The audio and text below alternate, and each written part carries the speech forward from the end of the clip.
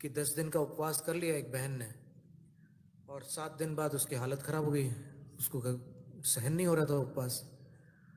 तो वो ऐसे लंबी लंबी सांसें लेने लगी, और फिर सब टेंशन में आ गए कि अब कुछ हो ना जाए इसको। तो एक विद्वान के मुख से हमने ये संस्मरण सुना था। विद्वान ने ये भी बताया था कि वो कन्या जो थी वो मुमुक्षु मंडल के परिवार में थी। उसने ऐसे 10 उपवास किए थे, तो उसमें 7वें दिन उसकी तबीयत बिगड़ गई थी। तो फिर उसकी माँ, उस बेटी की माँ मंदिर गई, और वहाँ मंदिर में जो पद्मावती देवी थी उनके सामने हाथ जोड़कर उसने अभिवादन किया पहले तो, और अभिवादन करके उसने निवेदन किया कि हे पद्मावती माता, हमारी पुत्री ने 10 उपवास का संकल्प किया है। 7 उपवास में उसकी स्थिति बहुत ज़्यादा बिगड़ रही है।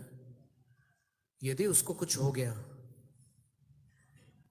तो लोग फिर अपने बच्चों को कभी उपवास नहीं करने देंगे, और इससे जैन धर्म की प्रभावना को हानि पहुंचेगी। तो आपसे हमारा निवेदन है कि आप इस स्थिति को संभाल लो। और बिल्कुल हृदय से उसने बोला, और देवलोग हृदय से बोली हुई बात को तुरंत उस पर ध्यान देते हैं। तो जब वो घर लौट करके आई